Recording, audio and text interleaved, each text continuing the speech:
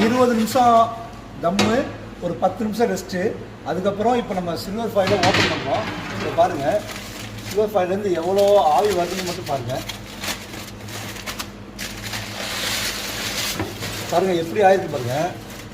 இந்த ரைஸ் எல்லாம் அப்படியே பக்காவாக இருந்திருக்கு. இங்கே பாருங்கள்.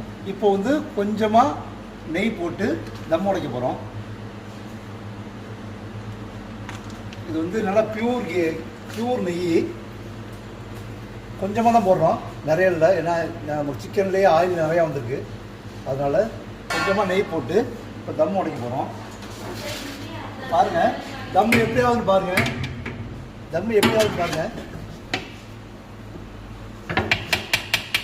அப்படியே பொல் வருதா, இந்த உதிரியாக வந்திருக்கு பாருங்க.